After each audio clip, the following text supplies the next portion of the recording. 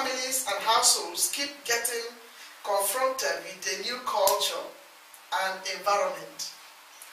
Through this program, we hope to help these people towards a better integration and assimilation into regular society. Our seasoned guests on the show today are professionals from different fields relating to raising up a child. We have an expert from Child Raising Agency here in South Coast, Dr. Ineke Wildenborg of the Opvoedpoli Amsterdam. Ineke, good morning to you and welcome to Radio Voice of Naija. Good morning, thank you. It's a pleasure having you all the time, honey. Right, we have another panelist who is an educationist and also a parent by the name Mrs. Serah Olajumoke Balogun James. She is also an education officer from Rotterdam.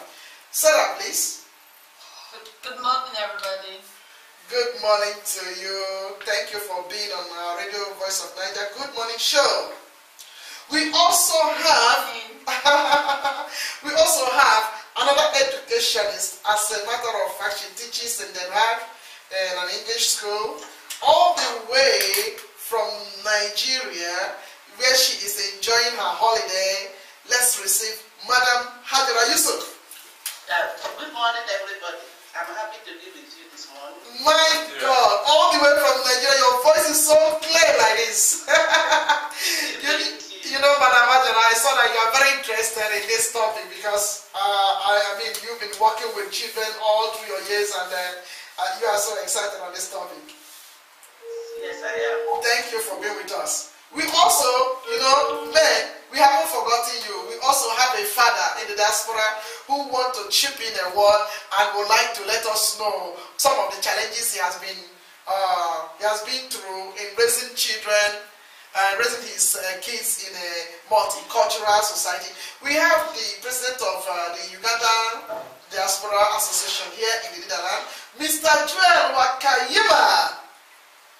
Good morning, everybody. Thank you very much for that kind introduction. Thank you. Thank you so much, Mr. Joel. It's a pleasure having you on our Good Morning Show. So, listeners out there, you can see we have seasoned professionals who are ready to tell us some of the challenges they've been through in raising their kids in multicultural society. So, do us the pleasure of giving us a call on 020-737-1619 should you have any specific question for this our seasoned panelists. So let's zoom up. We would like to know from you what are some of the reasons that can make a child to be raised in a multicultural society that you know. So I start with our guest in the studio. Ineke, please, can you tell us what are some of the reasons that can make a child to be raised in a multicultural society? That is because the parents, they come from a collectivism society, and when they move to an individualism society, like Holland is, yeah. Then it is, for the parents, it is difficult because there are other rules in our culture, in our society. And when the children are going to school, they meet the Dutch society, the rules of the Dutch society. And for children it is very easy because they are young and it's like a twig from a tree. Yeah. They bend very easily, so they can have a lot of things, other rules. Yeah. They adapt very easy. When they come at home and yes. they have the African rules, yeah. then they can also have their behavior, they can adapt in two cultures, in two societies very easily. But the parents, they should find it a good way to do this. So when they come home and they act like in a Dutch manner, yeah. they should accept accept that. When this is not happening, that the parent doesn't want that, then it is very difficult for the child, because he has only one head, and he has only one brain, one sort of brain. So he has to put all the rules in one brain, and they can do it. But when they have to split up, then it is very difficult for them, especially when they go into adolescent. Then it might happen that they don't know whether to act, am I an African or am I Dutch? Okay. When I am a good boy or a good girl. So they have to meet all the rules, they have to be allowed to do that. All right. Okay. But the question, okay, other panelists, please feel free to join us, and let's just join up decently when you have contribution. Now, the question is, what are some of the reasons that can make children to be raised in a multicultural society? I believe people don't just migrate and leave their own home country and be in another country, which will now warrant their children to be going through some crisis. So, Serah, are you there? Oh, yes, I am. Right, can you please contribute to I have this? to listen to the doctor, but I have another idea about why people would have to raise their kids in a multicultural environment. Because most of us don't do it because we plan to come over here with kids, and, you know, they have to be raised in this sort of environment. But because of where you find yourself in life, you know, I mean, some people are here because of work, some are here because they've lived here all their life. That's why the fact that they're not originally from here. And some are here because, you know, maybe one way or the other, they have to flee their countries, and they find themselves in the Netherlands, you know, for example. So, and when you start up a life here, then you don't have a choice. If you go as far as, you know, starting up a family, and then you're blessed by having kids in this country, then you really have to raise them in this community. Except you want to go and isolate yourself somewhere, which is not even possible when living in the Netherlands, you know. So those are, I mean, walking and migration, and, you know, being somebody who had, I mean, you know, somebody who had to flee his or her own country could be reasons why people, you know, have to settle down in this country and risk it. Okay, that's thank you so much, Serah. Madam Hajara, do you have something to add on?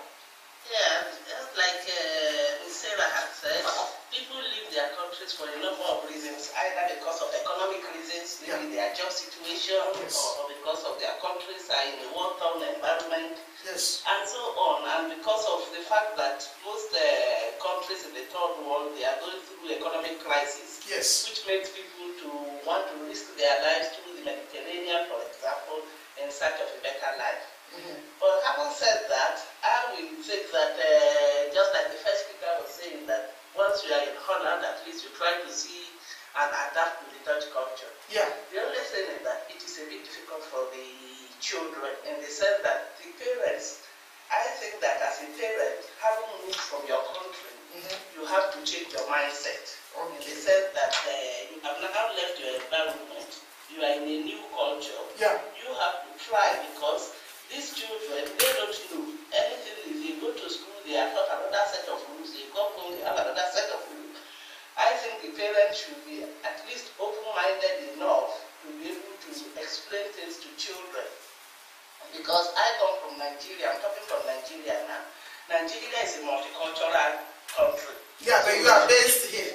If you live all your life in the north, going to the east, like my own situation, when I had to go to the east for my national youth service, the culture was completely different, and that is even within the same environment. But I must tell you that the 1 year I spent for national service in a different part of the country was a very good and rewarding one for me. That I have friends, the friends I have made today are friends I have made over those years, during my years of national service. And anytime I go to my friends' place, they easily accept me like their daughter. So I think that having a mindset, saying that I am going to this new environment, let me try. Because sometimes, even within Nigeria, there are prejudices. Oh, people are this way, people behave that way. You don't want your child. Why don't you take the time, learn the culture of those people,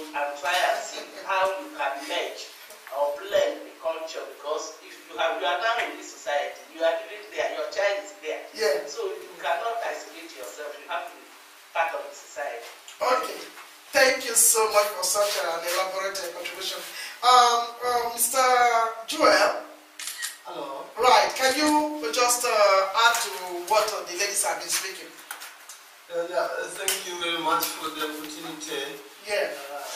Thank you for the introduction as well. Joel Wakaima is my name.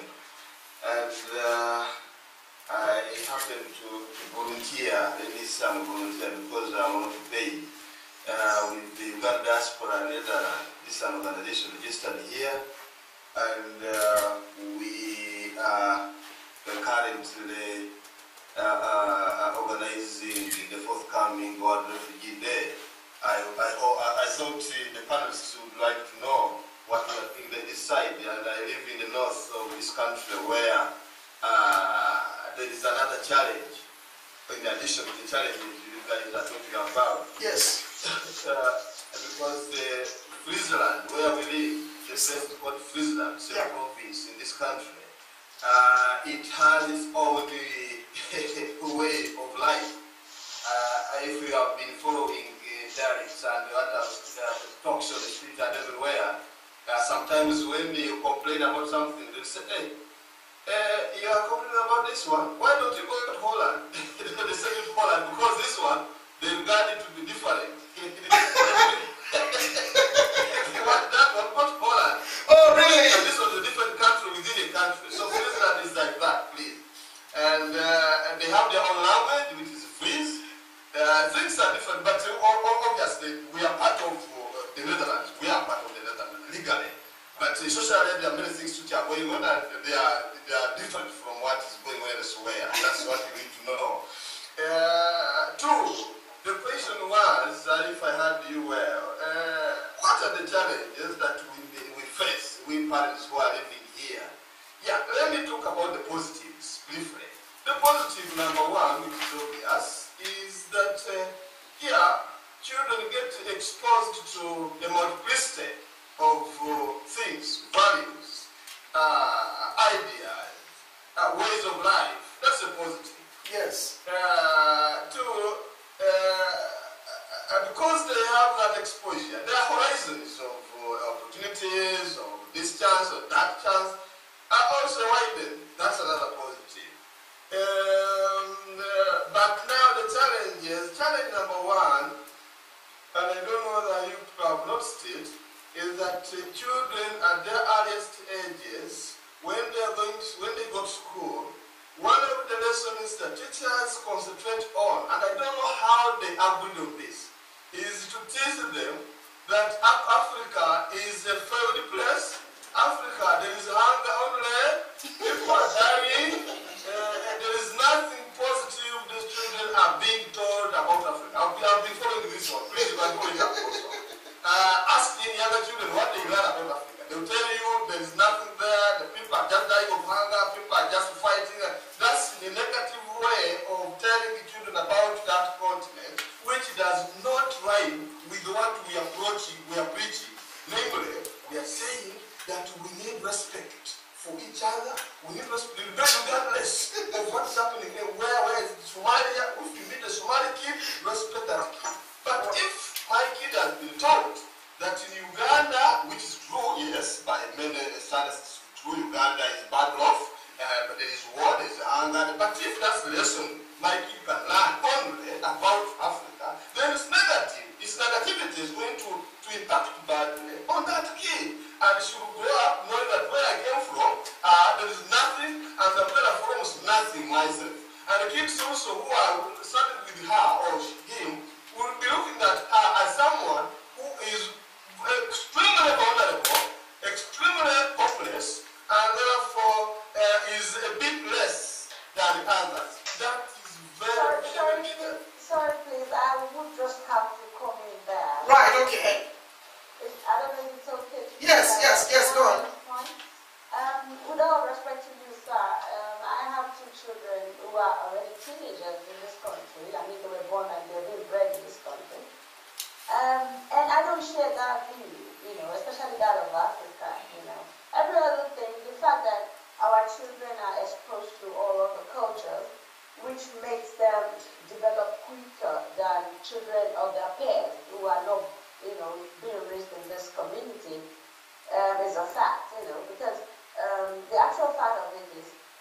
develop in terms of seeing the world as a global village, you know. They do that quicker than people who haven't been mixing with other cultures. Yes. You see, the idea that children are given in school is based on textbook knowledge. When I say textbook knowledge, is what the teachers have learned out of the books themselves. Those teachers that are teaching the children about continents, and I would not only say Africa in these situations, I want to talk about continents. They are teaching them information they have gotten out of the books and what they are reading in the news. And with all respect to you, sir, I'm an African, I'm originally from Nigeria as well. We all know that there have not been a lot of good things coming in the news about our continent. Okay. Then let's put that aside. Let's put that aside. Because I believe what knowledge of where you come from that your children take away depends on what you give them. No, but what he's trying to say, Sarah, what he's trying to say is based on his own experience living in Friesland. You are living in Rotterdam, and then he is living in Friesland. The doctor in the studio is from Limburg, which is close to Friesland. But you know, he is talking about the challenges that he as a parent have been facing. So that means when the child goes to school and the child has been brainwashed to know that Africa is a poor continent and Africa has nothing good to offer, so the child comes back home to meet the father with that mentality. So that is, I believe, his own experience. So, but if I may, excuse me, if I may. Hold on. More of what I'm saying would be more clear to her, because I'm not saying that we are not raising the children, and I want to appreciate that we have raised children up to the ages we have mentioned, teenagers. That's okay. Children are raised, I mean, they are growing up, they are playing football, and they are doing very well, I tell you. But we are saying that the impact of telling the younger children, ages 2, 3, 4, and even 6 to 7, that you know there is nothing positive in Africa, is that an imagination of the teacher for himself. This one is not even from books. Okay. Alright, okay. That negative mentality, which is gross racism, let me direct to you, which is very gross racism, and then they try to downplay that continent. That's what I'm trying to talk about. This one is something that is insightful. It requires some afterthought, Madam Serah.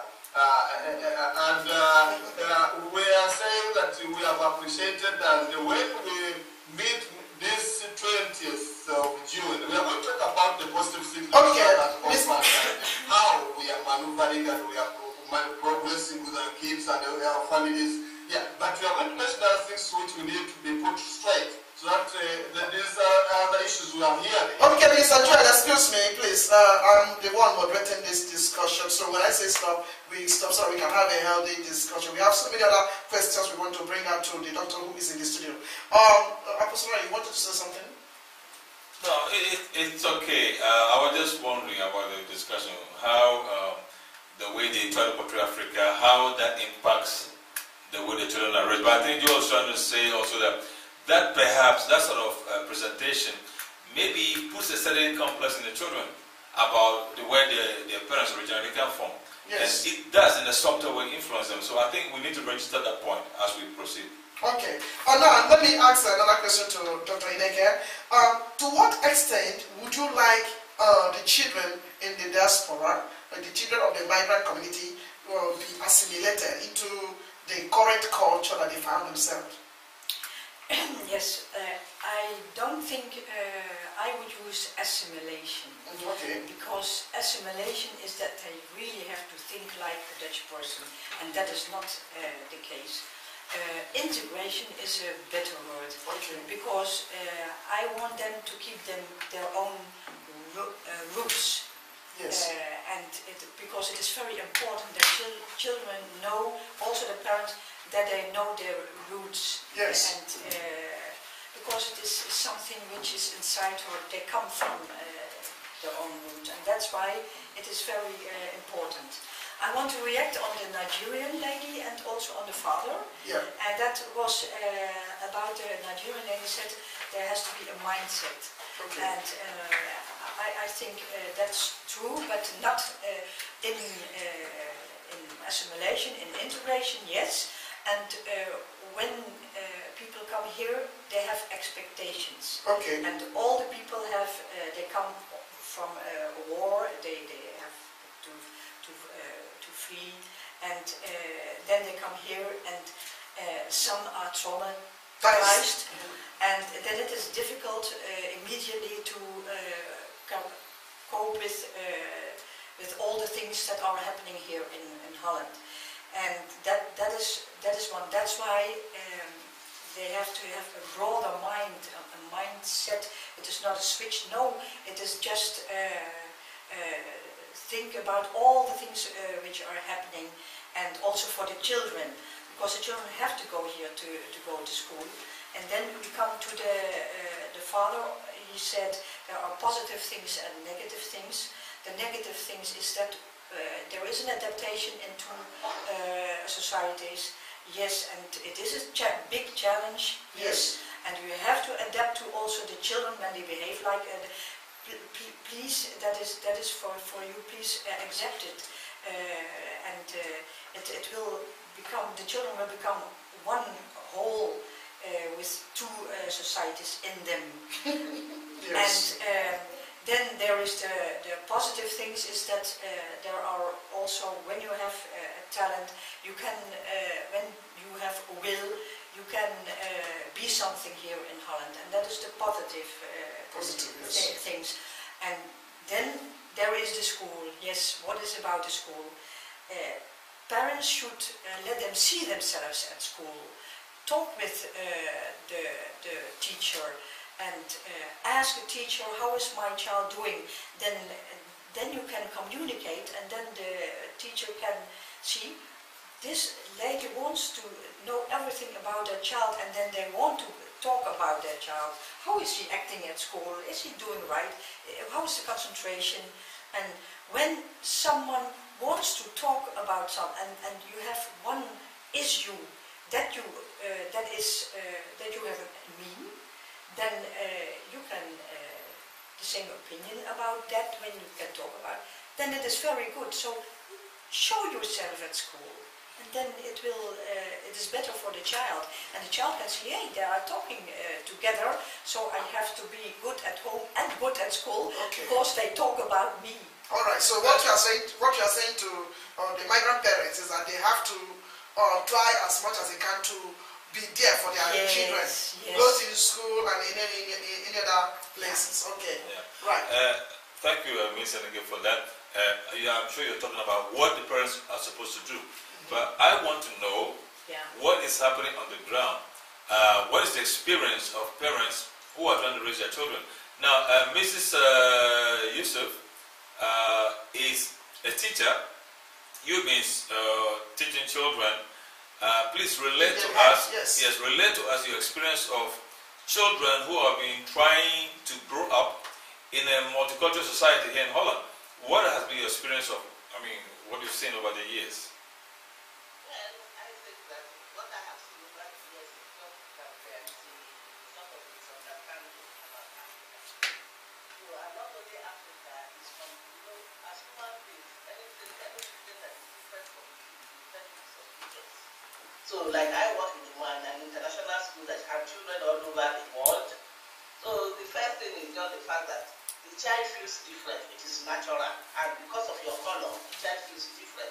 So, but like Ineke has said, I would like a parent, because as a teacher, I have seen that, in all honesty, some of our parents are lacking in the sense of trying to communicate with the educators. I think the parents try to get more involved and finding out. And again, I think that this question of children not adapted mainly is a wider societal problem, in the sense that the mass media, all we see about Africa on television and on radio are all the slums in Africa. If they can also portray the good part of Africa, and people are able to see that everybody is not hungry. Yes. That some people are living a better lives in Nigeria, for example, than living in Europe. So I think that there is a need for the society to have an open mind.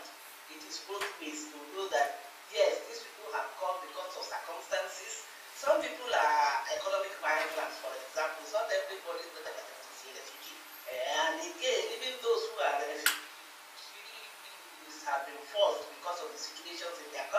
So if the educators can also realize that one has to be patient, that these children need time to be able to adapt. Because I remember when I first came to Holland, the teacher said to me, that was before I did not started work, oh, my child did not talk, and so on. I said, well, give him a chance that he talks so much at home. Because he's new, he's still trying. This is the first time he's meeting the people of different places. He has never really seen people in such like numbers. He's still trying to cope. Then the moment my child started talking in class, the first thing he saw me, he said, oh, Mrs. Yusuf, you know your child was talking and talking. I said, I told you, give them time. So I think that there has to be knowledge among the educationists and other people that, yes, these people have come from a different environment.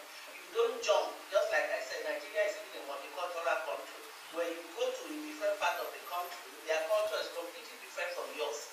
But it depends on the two people trying to understand each other and giving time, life will be better for both parties. So that is just what I need to say. All right. Thank you very much. Thank you so much. Now, the next question I want to ask the parents, what are you doing to make sure your children retain a bit of your culture? Parents? Yes. Oh, okay. Yes. Well, for me, right from the beginning of it, that's always been very important that the kids get to keep, the heritage is not even a bit of it. Obviously, one of the positives that we haven't mentioned in this right now is the fact that they become more sociable. Children that are being raised in a multicultural environment become sociable.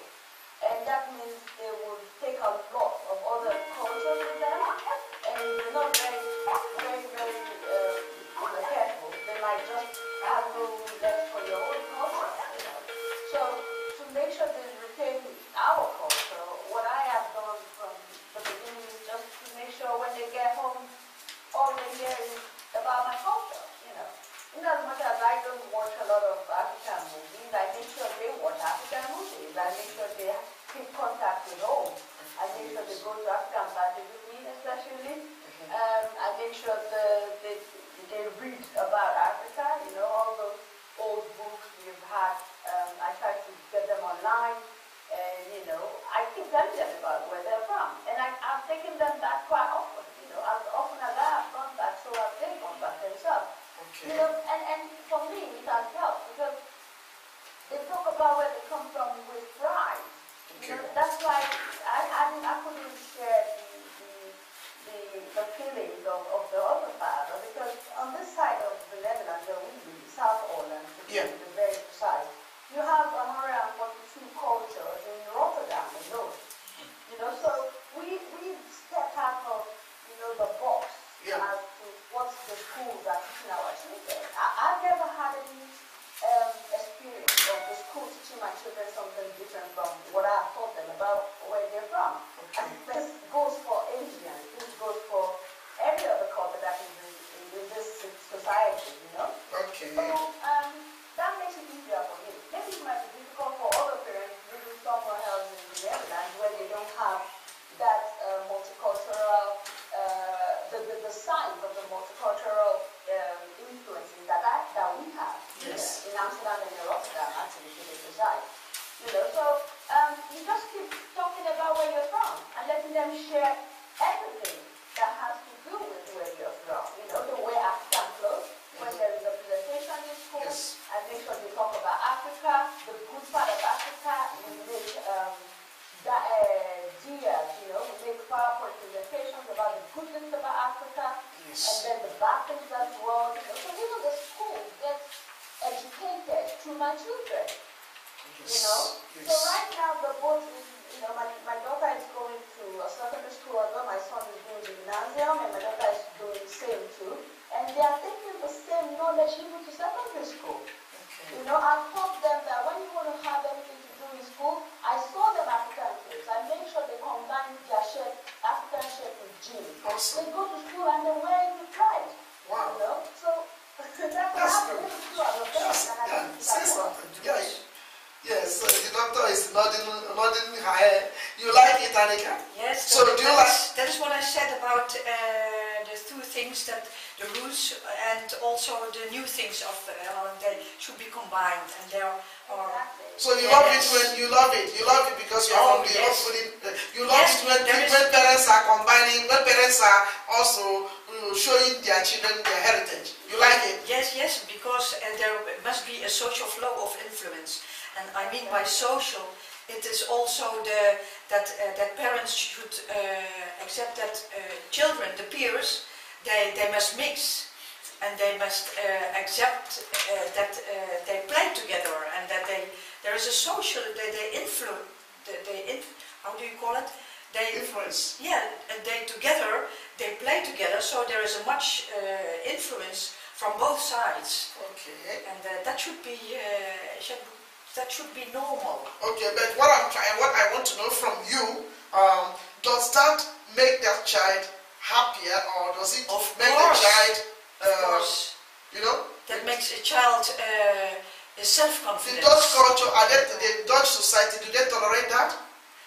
Yes, of course. The Dutch educationists, do they sanction that? They want it, but everybody should work on it. Also the teacher, also the parent, and also the peers, and also the mothers and fathers of the peers.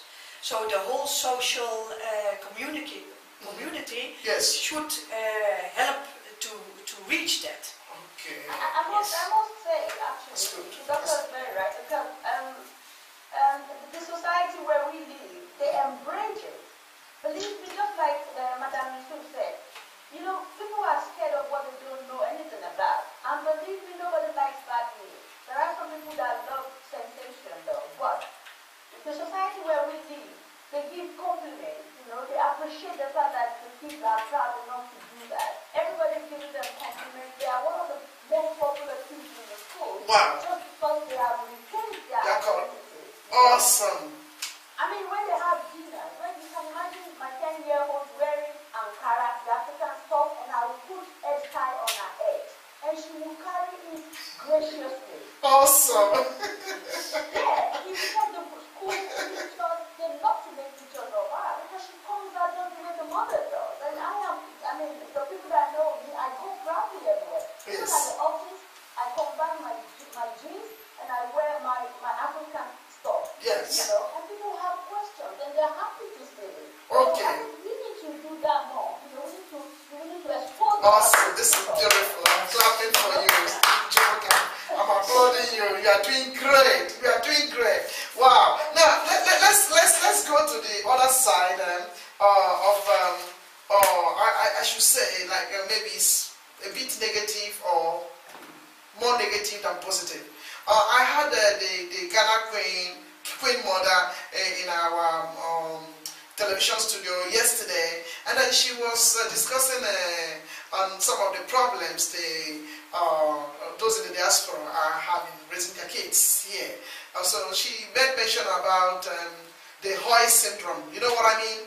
Because like kids from Ghana or kids from Africa, we don't respond to our parents like Hoy, you know, Hoy. Right, so the culture here demands that you answer your parents that way? No. Hello, doctor, can you speak? You mean that they... calling them by their first name, like calling you Ineke now. Yes. In Africa, we'll just say, Dr. Ineke. Oh, yes, but it is the sound in which it is said. So, what's in a name? When a child knows me as and calls me with my front name, yeah, but there is respect in his how he acts, how he is in his behavior. Okay. Then there is no. So when that child goes back to Africa and call an aunt by that person, then there will be an attitude. Yeah. No, yes. Then the aunt has to tell him how it works in Nigeria. Perhaps the aunt says, "What are you calling me? I'm your aunt." And then he knows, oh yes, of course. And then so he has to say, "I'm sorry, I am from Holland." But does an aunt say, "What are you doing now? What are you saying?" When somebody who she likes him that he is here, yeah, and perhaps she accepts that he has been raised here and that he is different. Okay, let me ask Mr. Joel, are you there? Can I answer? Yeah, I need Mr. Joel to speak. Joel? We lost him. All right. Okay, Madam Hajra, right? No, I just feel that in this particular situation, it lies on the parents. A parent have come from another country, you are in another culture. There are certain groups acceptable in the culture you are in. When my children were smaller, I always tell them, oh, these things you are doing here, it is not acceptable back home. So they have to yes, and when you have Nigerian visitors, they know how to treat them. You understand? Because when you are living here, you don't isolate yourself from your community. In as much as you are integrating, you also try to expose the children to see people from your own culture as well. So they know that even within Holland, when they see a Nigerian, treat the person with respect and so on. It will not be a problem when that child is school. The main problem I see is that there are some of our Africans who try to isolate themselves. They themselves have been brainwashed, or they themselves, because they have now come to Holland, they have got the Dutch nationality, they don't want to know anything about Africa anymore. So when such a parent, what do you expect such a parent to tell the child? Because I have had a child in my own school who has told me, oh, Africa, there's no this like that. Which part of Africa? Africa is a continent. Where are you from? Nigeria. Why is this? Because the problem, I have to talk to the parents. The fact is that we ourselves, we have a problem. We have to try. It's what we show to the child. The child stays small. That is the school. And the way you also, as an African parent, I always encourage our Africans that they should try to communicate more with the school. I am talking especially for the benefit of our brother from Wildenborg. Okay, Joel, are you there? Yes. Joel, because we lost you some few minutes ago. But I wanted to know, how do you feel when your child comes in and then is greeting you, hi, ma? How do you feel? Because that's not the African way. Do you have any problem with that? Because for me, I don't have. Sorry? Do you have any problem with that? No, I have other problems apparently. Not that one. I appreciate, because that's what you have talked about. That it's one of the positives. Now they are integrating and they are trying to do other things the way, they are doing things the way other people do them, which is part of integration. If they don't do such, then it will mean that they have not been integrating, you know. But the thing that I found in the lady talking about is where I wanted to begin briefly. That they come, they talk about things they don't appreciate their continent, which where I started, they don't appreciate their continent because they have grown up in the society which is relatively okay, everything is moving, every institution is working. You see, that's good, they have seen it, but we need to be relevant. We need to build some forums where we can meet once in a while as parents of people from Africa with that heart who think that we need to carry forward what Africa has provided so far, despite the problems it has. It has provided some of the best minds we can see in the world, you know. We have seen them. So we need to carry those things forward. My appeal here is that we have forgotten even something very, very important. That's the African Charter on the Rights of the Child.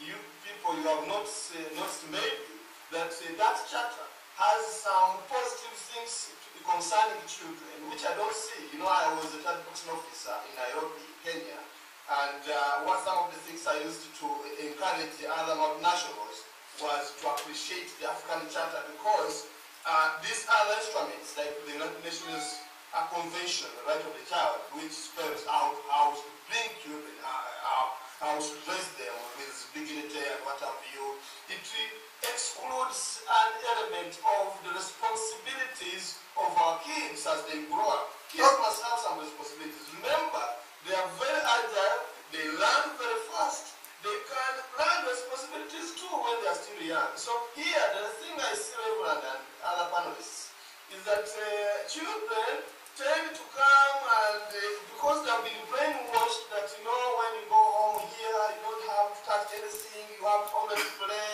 and watch TV, do what you want. When they come with those kind of views in their heads and as they're 13 or 14, they can't touch a plate, you know, you feel like somebody is using another in the house, which is not good.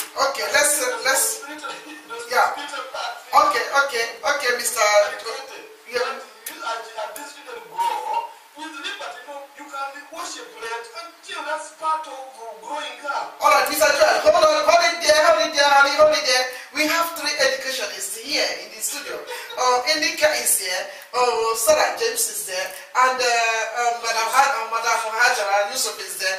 Please, educationists, do you pass that law that when they have grown to social level, they shouldn't touch plates, they shouldn't do their homework? Because do they pass those sort of laws in school? Yeah? Well, if I come in there, if I can come in, please, I think that there's no school where children are taught not to do anything. Yeah, I think so too. In the school, they have responsibilities. Yeah. For example, some of them, maybe they take the books, or maybe they get milk, somebody gets milk for the class. Each of the children have responsibilities right from the basic school, that is the primary school. So I think that I will still put more blame. I still think that we as parents still need to work hard. Okay. Because the child did not just grow up to be a teenager. The child started as small. Right from when the child is small, even a baby, help me get you a diaper for your brother. You know, all these little cures, I don't think that is too much. Right. That the child gets up from bed, stretching the bed sheet on the bed, that is not too much. The child finishes eating, he doesn't leave his plate on the table, he goes into the kitchen. Exactly. These are all self-responsibility. Because I feel that in Africa we have a lot of house helps helping us, but in the Netherlands you are there on your own. And if there is one advantage my children have, is being able to do things by themselves, which is very good. It's a I plus. think we should teach our children right from when they are young. It is not punishment. You are just training the child to be self-reliant, because that is the overall aim of education. Oh, yes, I agree. To be able to survive whichever environment. You don't want your child to grow up and being in the university, he cannot cook food for himself, or he cannot wash his clothes, and so on. These are all self-responsibility that even in Africa we teach our children. Thank you. So we have to remember that in Africa, our children, they enter boarding school, secondary school, as early as maybe age 11 or 12. Whereas in Holland, at least the children still have the opportunity to be at home and go to school till up to age 16, up to 18 when they have to go to the university. So you have that time to teach your child responsibility. All right, thank you. Let me hear from others. Yes, bro. Yes. The funny part of it is, it is so wrong for a lot of African and even other ethnicities to start thinking the school is liable for what your child becomes, especially when it comes to keeping the home or taking responsibilities and all that. Because that part of it is not what they are taught in school. You know, if the children are hanging out with children from other cultures that are having bad manners, and they come home and they come and exhibit that, it is your duty as a parent to let them know what you accept and what you won't. And I mean, maybe that's one of the negativity of actually living in a multicultural society, because children are prone to pressure group as well. You know, they go out, peer group pressure on it, because they go out, they see other children maybe talk to their parents anyhow, or they don't do anything in their homes. They want to come back home and try that out. Children will keep trying, especially at a certain age. You know, they will try you out as a parent and see how far you will go. And if you're not careful as a parent, you let things happen because you're too busy with yourself, or you're not watching out for your children enough to see the pattern, then you will fall victim. And then you have children who become teenagers and they cannot take their plates to the kitchen or even wash them or clean the house. So that has nothing, for me, if I may say, that has nothing to do with them living in this society. That has to do with the responsibility of a parent, which you have actually let go at an early age. When they become teenagers, they become problems. You know. The thing is, excuse me, I would like the doctor just to comment on this, please, before we run on, because we just have 5 more minutes now. Yes. I think that it is a good idea, what I said, that there should be in parents, but also for school, a mindset that there are a lot of rules in the school, in the house, and it is a good thing that you keep your roots, but there are also rules in the Dutch society, and you can get notice of them, and also for the children, they accept them. They have they live in 2 societies, and they can deal with it. If the parents also can deal with that the boy has also Dutch rules, and he plays with Dutch children, and I think that is the social flow of influence, and that is a very good thing. And then when the mother also, or the parents also motivate the children at school, then there are a lot of how do you call it? There are a lot of chances here in Holland for them, and that is what I want, and I wish that they all become children and handle that, and also for the parents, because the parents that is very difficult for the parents, and I wish them good luck. Thank you so much. And the last question, please, before we sign up. The Queen Mother made mention of children being raised here, trying to shake hands and trying to use more of their left hand. That is also another culture shock. They use more of their left hand in doing things. So when they come home, they want to continue with the left hand, and they are not allowed. Yes, but that is, I can't. Like, for instance, you can't shake an elderly person in Africa with the left hand. Also, even here. I know, but when a child learns at home, you do it with the right hand, then when they can handle that, because there are only one, and they can handle the 2 ways of doing it, so they know it. And only when they see Dutch, then they use both hands. It is just something which you have to learn. Okay. You have to internalize it into yourself. Yeah. The behavior of what belongs to a Dutch society and what belongs to an African society. And they know it, and they can do it. Yeah. Children are known to adapt very easily, and they can teach very easily as well. So they find a balance. It's just like Ajara said. My kids, when they see African people, they go on their knees and they bow down to them. But when they see a Dutch person, they stretch out their right hand and give a firm shake. Awesome. But this is what you teach your children, to know the balance, to know the difference. And they just implement it successfully, So it depends to me. I think it depends on parents, what they give their children from home. If you give them those things you want them to take with them into society, they will take it. But if you give them to pick up ideas from the street, you will be surprised what they bring home to you. And that's when the surprises come. Okay, thank you. Question, somebody? No, thank you for that remark. I really wanted us to finish this discussion on, trying to bring out some of the, maybe at least one of the frustrations you've had in raising children in this multicultural society, apart from what we mentioned. Perhaps it would be good to finish up mentioning something. I'm talking to the African parents now, so you can mention that very quickly, maybe in a minute or 2, then we can wrap up this. Well, for me, I'll be quick about it. The question asking is what has been driving me crazy. Yeah. You have to be ready to answer a lot of questions, because, obviously, if you don't give them proper answers, then you're going to keep having questions, because you're giving them something new from home, which they don't get from anywhere, about their culture, their heritage. Yeah. Outside, they're getting a lot of other things in as well. Yeah. So there's a lot of questions in the house. I see. Mama this, Mama that, Mama this, Mama leka, Mama that. But I take my time to do that, though. And that has been helping. So if you're not too much in a hurry, you might be driven crazy with questions.